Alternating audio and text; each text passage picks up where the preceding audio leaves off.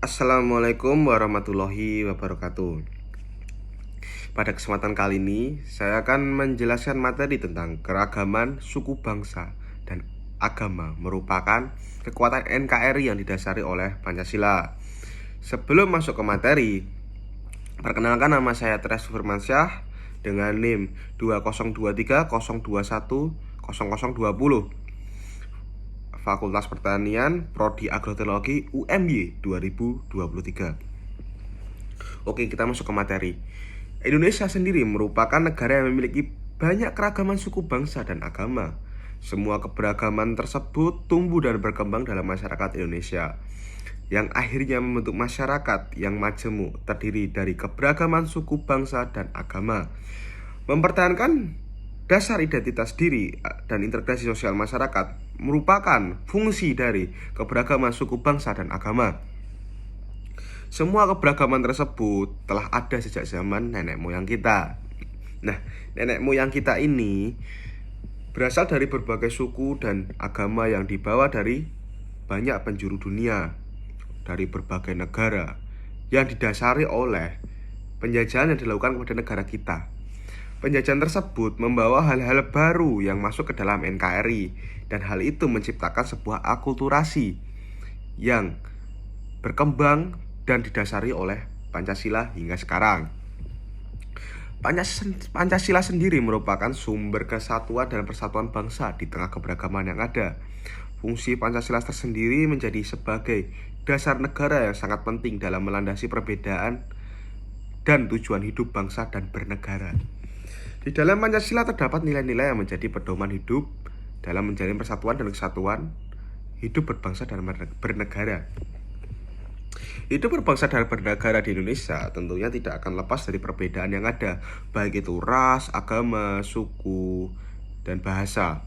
Dalam hal ini Pancasila sebagai dasar dari negara menjadikan perubahan yang ada menjadi kesatuan, terutama di sila ketiga sendiri, yang menunjukkan cita-cita mandiri negara dan menciptakan ideologi negara yang menjadikan persatuan sebagai bagian penting untuk mencapai kemakmuran dan perdamaian sosial.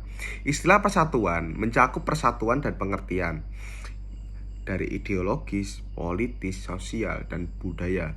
Tujuan dari Persatuan Indonesia adalah untuk melindungi NKRI agar terhindar dari perpecahan.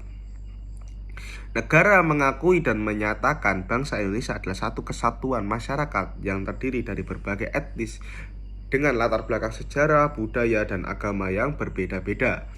Oleh hal tersebut, negara melalui pemerintah harus benar-benar menjaga dan memperkuat bangsa Indonesia dengan persatuan, yaitu dengan Pancasila.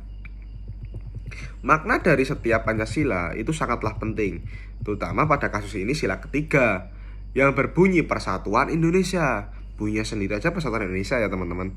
Nah, sila ketiga sendiri memiliki arti sebagai berikut. Yang pertama adalah pohon beringin, merupakan simbol sila ketiga yang berbunyi persatuan. Simbol itu berbunyi kesimpulan persatuan Indonesia. Nah, yang kedua ada pohon beringin dengan akar yang menjulur ke bawah, diartikan sebagai tempat berteduh. Nah, yang ketiga, Pancasila sebagai dasar negara diibaratkan sebagai peneduh bangsa Indonesia untuk berlindung dan merasa aman. Pohon beringin juga memiliki akar tunggang yang kuat, menggambarkan persatuan Indonesia yang satu. Nah, yang keempat, sulur-sulur pada pohon beringin melambangkan suku, keturunan, dan agama yang berbeda-beda di Indonesia. Meskipun berbeda-beda, tetap bersatu sebagai bangsa Indonesia di bawah naungan lambang Pancasila. Pancasila juga memiliki makna dan filosofi. Nah, yang pertama adalah makna yang amat melekat dalam sila ketiga, yaitu kebersamaan. Pancasila sendiri memberikan sejumlah jaminan untuk melakukan kerja sama yang baik dan erat dalam kehidupan bermasyarakat. Perilaku ini diwujudkan dengan menjunjung tinggi sikap kebersamaan, saling bantu-membantu, gotong royong antar individu dalam masyarakat. Yang kedua adalah persatuan bangsa.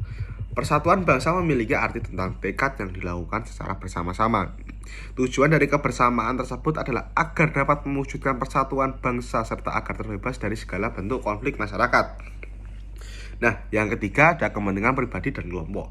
Kepentingan pribadi dan kelompok berhubungan dengan individu dalam pengalaman atau penerapan Pancasila, khususnya untuk persatuan Indonesia dengan mengedepankan kepentingan bangsa di atas kepentingan pribadi dan golongan. Itu sangat penting ya teman-teman, untuk mencegah kepercayaan bangsa dan negara. Yang keempat, menciptakan dan mempertahankan kedaulatan. Tujuan dari sistem pengamalan dan penerapan Pancasila sendiri, khususnya sila ketiga ini, adalah menanamkan rasa bangga serta rasa cinta terhadap komponen bangsa dan kebudayaan yang terdapat di dalam Indonesia. Perwujudan sikap tersebut dilakukan dengan alasan menjaga keutuhan kearifan lokal yang lekat dalam kehidupan masyarakat Indonesia. Yang kelima, rela berkorban demi bangsa dan negara. Nah, ini sangat penting.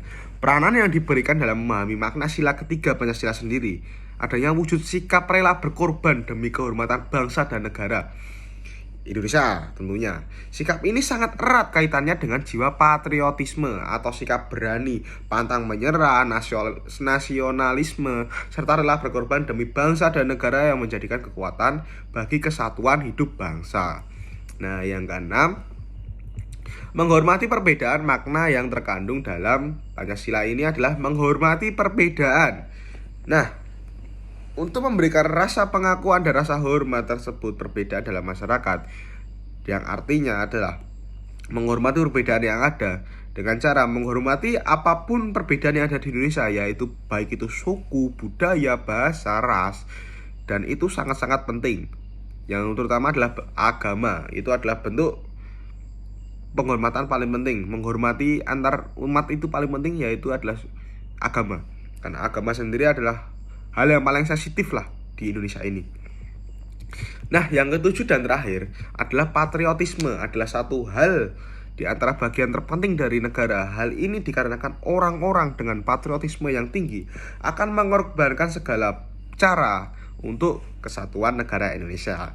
Nah, kesimpulan yang ada dalam saat ini, yaitu kita sebagai warga negara Indonesia telah memiliki keberagaman sejak zaman nenek moyang. Hal itu membuat NKRI sangat beragam, baik suku, bangsa, dan agama. Oleh karena itu, sudah sewajibnya kita, generasi muda intinya, generasi muda, sebagai warga negara untuk saling toleransi. Ya, semua warga negara, tidak yang muda, tidak yang tua, karena semuanya harus wajib toleransi. Nah, cuma kan saya sebagai mahasiswa sendiri, teman-teman semua itu masih generasi muda, itu harus menanamkan sikap toleransi lah, agar semuanya akan menjadi satu, menjadi baik untuk generasi emas di tahun 2024 245 itu kalau kata teman-teman.